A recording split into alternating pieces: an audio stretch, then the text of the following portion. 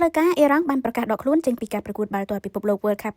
2026 ទោះបីជាខ្លួនបានប្រឹងប្រែងរហូតទទួលបានមួយកៅអីតំណាងតំបន់អាស៊ីក៏ដោយការប្រកាសដកខ្លួនដោយរដ្ឋមន្ត្រីកីឡាអ៊ីរ៉ង់នៅថ្ងៃទី11ខែមីនានេះគឺក្នុងហេតុផលថាអ៊ីរ៉ង់មិនអាចទទួលយកបាននូវការវាយប្រហារតាមផ្លូវអាកាសរបស់សហម្ចាស់ផ្ទះអាមេរិកមកលើប្រទេសអ៊ីរ៉ង់បាន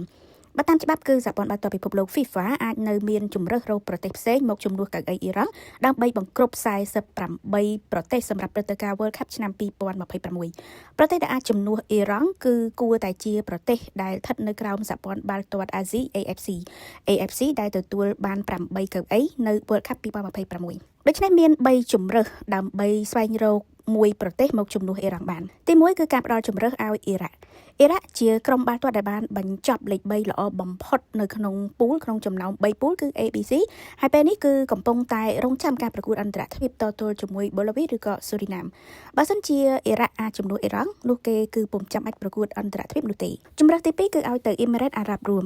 បើអ៊ីរ៉ាក់នៅជាប់ដៃប្រកួតអន្តរជាតិដូច្នេះអ៊ីមីរ៉េតអារ៉ាប់រួមដែលបានបញ្ចប់នៅចំណាត់ថ្នាក់លេខ3ល្អគួរសមដែរនោះគួរតែអាចទទួលបានកៅអីជំនួសអ៊ីរ៉ង់ឬបើមិនអញ្ចឹងទេគឺអ៊ីមីរ៉េតអារ៉ាប់រួមអាចឡើងទៅប្រកួតអន្តរជាតិជំនួសអ៊ីរ៉ាក់បានសម្រាប់ជំរើសទី3ដើម្បីបង្ការកុំឲ្យការប្រកួតអន្តរជាតិមានភាពស្មុគស្មាញគឺគេអាចឲ្យក្រុមដែលចាញ់ពីការប្រកួតវគ្គផ្ដាច់ព្រ័ត្រអន្តរជាតិនោះបានកៅអីជំនួសអ៊ីរ៉ង់តែម្ដង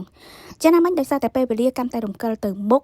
បើសិនជា FIFA មិនអាចសម្រេចចិត្តបានលើការជ្រើសរើសប្រទេសដើម្បីជំនួសអ៊ីរ៉ង់ទេគឺគេមានតែត្រូវទុកពូល G ឲ្យមានការប្រកួតត្រឹម3ប្រទេសរួមមានដូចជា Belgium, Egypt ហើយនិង New Zealandសូមបញ្ជាក់ថានេះគឺជាលើកដំបូងតាំងពីឆ្នាំ1950មកដែលបេក្ខភាពឈ្នះការប្រកួតជម្រុះបានសម្រេចចិត្តដកខ្លួនចេញពីការប្រកួតបាល់ទាត់ World Cup